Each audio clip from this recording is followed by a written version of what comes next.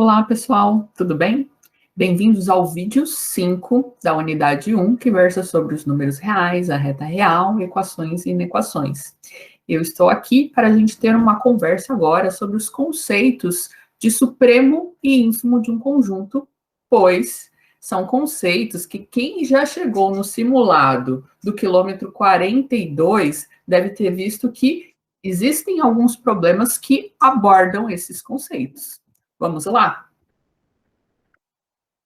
Bom, para exemplificar, caso alguém ainda não tenha alcançado o quilômetro 42 do simulado, um dos problemas que aparece lá envolvendo ou o conceito de supremo e ínfimo de um conjunto é como esse aqui, tá bom? Então a pergunta é: qual é o supremo do conjunto A formado pelos números da forma n-1 sobre n com n números naturais? Bom, então, para a gente conseguir responder essas questões, a gente precisa dominar esses conceitos de supremo ou ínfimo, tá bom?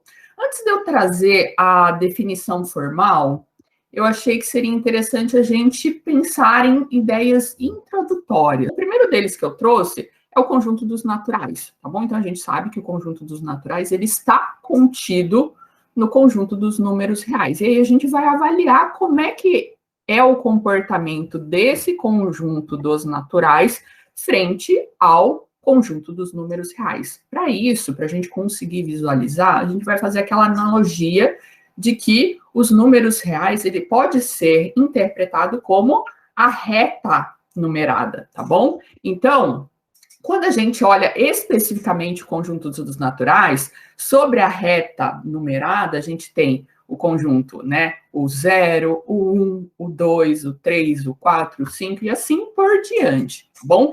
E aí o que a gente vai querer analisar? São os comportamentos à esquerda e à direita desse conjunto, tá bom? Então, o que acontece, por exemplo, do lado esquerdo? Você consegue perceber que do lado esquerdo a gente tem uma limitação desse conjunto? Em um determinado momento ele para, tá bom? Então a gente não tem mais nada do lado esquerdo. Então, ao zero, a partir dele, né? Antes dele, melhor dizendo, a gente não tem mais ninguém.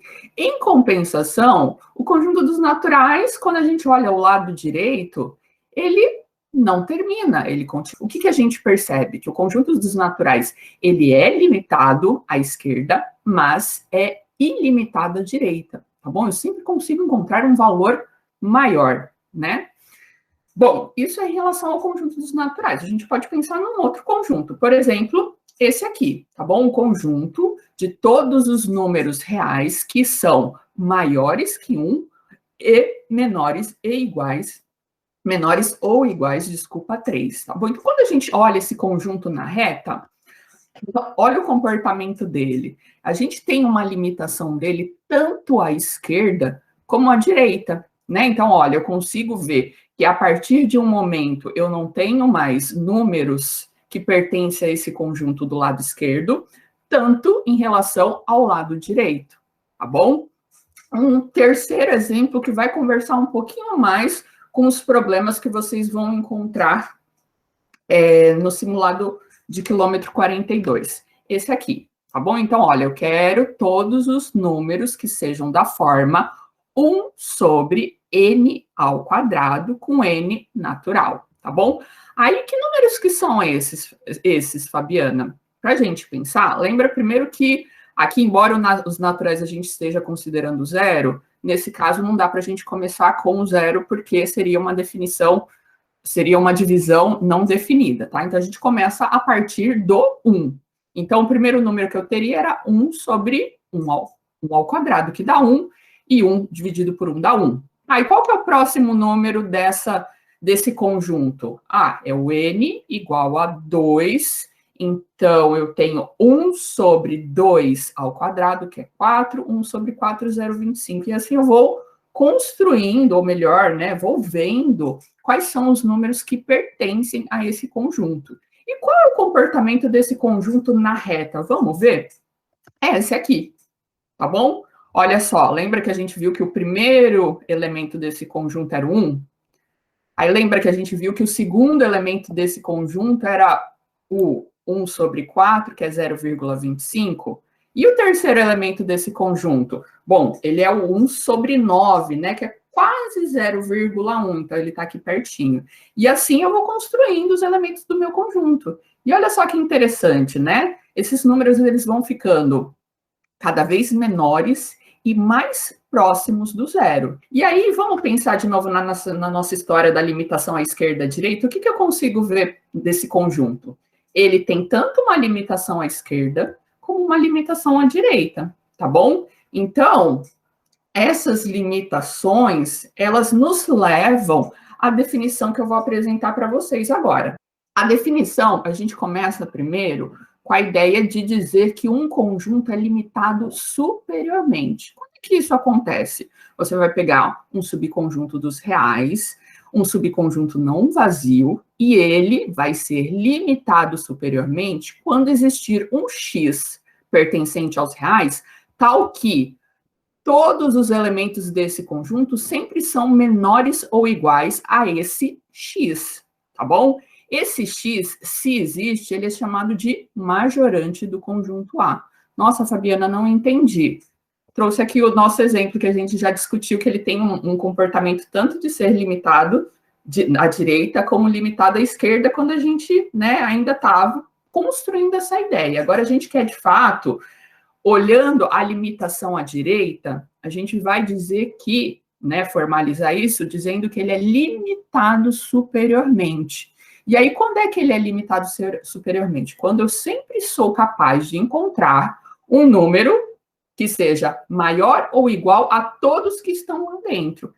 E será que a gente tem isso em relação a esse exemplo que eu estou aqui trazendo para vocês? Tem, né? Porque, por exemplo, se eu pegar o 4, você concorda que o 4 ele pode fazer esse papel desse x que a gente vai chamar de majorante do conjunto A? Sim, Fabiana. Por quê? Porque o 4 é maior ou igual que qualquer um desses elementos que estão entre 1 e 3, tá bom?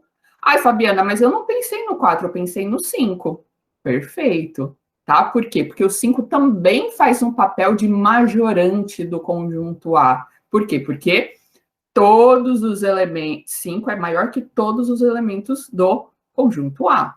Ai, Fabiana, mas eu não pensei no 4, eu pensei no 3,5. Perfeito. O 3,5 também é um majorante do conjunto A. Fabiana, eu não pensei no 3,5, eu pensei no 3. Será que o 3 é um majorante do conjunto A? É. Por quê? Porque o 3 é maior ou igual a todos os elementos que pertencem em A. Então, aqui é importante esse igual, tá bom? Então, o que a gente percebeu? Olha só que interessante. E se o conjunto A possui um majorante, na verdade, ele possui infinitos majorantes, né? Então, aqui a gente já tinha percebido o 4, o 5, o 3,5, o 3, tá bom? E aí, né, nessa definição de ser limitado superiormente e admitir infinitos majorantes, é que a gente vai construir a definição de supremo. O que vai ser o supremo? O supremo vai ser o menor dos majorantes de A, tá bom? O que é isso, Fabiana? Lembra que o majorante está sempre maior, tá? Só que eu quero o menor dos maiores. Nesse caso, quem é que seria? Bom, aqui a gente, né, tinha visto o 5, o 4, o 3,5, o 3, né? O 3 em particular nesse conjunto é que vai ser o supremo. Por quê? Porque ele é um majorante, só que ele é o menor desses majorantes. Porque qualquer outro número que eu pegue menor que 3, por exemplo, se eu pegasse o 29999, ele não seria um majorante, por quê? Porque ele é menor que o 3, tá bom? E para ser majorante, ele tem que ser maior que todo mundo que está naquele conjunto, tá bom? E aí, só reforçando que o supremo, né, dentro do que eu coloquei aqui para vocês, é quando vale duas condições. Ou seja, a primeira delas é ser majorante, e a segunda delas é ser o menor dos majorantes, tá bom? Essa é a escrita formal da definição de supremo, tá bom? Então, para esse conjunto, ele não só admite um majorante, como ele em seguida possui infinitos majorantes, mas o menor desses majorantes é o número 3, então, portanto, o 3 é o supremo desse conjunto. Tá bom, gente? Bom, então, para a definição de ínfimo, a gente vai ter a ideia análoga à construção da ideia de supremo, tá bom? Então, a gente começa com o subconjunto dos números reais não vazio. Aí a gente primeiro define que esse conjunto é limitado inferiormente se existe um número real x, em que esse x é sempre menor ou igual a A para todo conjunto de A, tá? E se existe esse A, a gente diz que esse A é um minorante do conjunto A. Vamos ver para o nosso exemplo? Bom, esse conjunto admite ser limitado inferiormente? Sim, porque, por exemplo, se eu pego o menos 1, eu sei que o menos 1 ele é menor ou igual que todos os elementos que estão no conjunto A. Ai, Fabiana, você falou o menos 1, mas eu pensei no zero. Opa, o zero também é um minorante do conjunto A. Por quê? Porque ele é menor ou igual que todos os elementos que estão no conjunto A. Fabiana, eu não pensei no zero, eu pensei no meio. Ai, Fabiana, eu não pensei no meio, eu pensei no 1.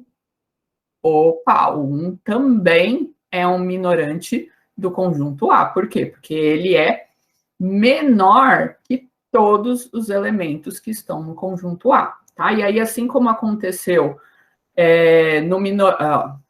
na parte de limitado superiormente, a gente também vai ter que, se A possui um minorante, na verdade, ele possui infinitos, tá bom? Então, como ele possui infinitos, a gente pode pensar em qual é o maior desses minorantes, tá bom? Então, aí que vem a definição de ínfimo. A gente vai chamar de S, né? Opa, desculpa, a gente vai chamar S, um número real de ínfimo, se esse S for o maior dos minorantes. Então, por exemplo, olha, eu tinha o menos 1, mas depois eu achei o zero.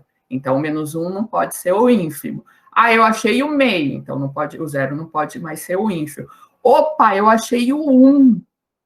Será que existe algum outro elemento que seja minorante? E aí, a ideia é que o 1 vai fazer esse papel, ele vai ser o maior dos minorantes de A. Então, esse 1 é que vai ser o ínfimo, tá bom? Então, ó, só reforçando que essa ideia de ser o maior dos minorantes formalmente significa o quê?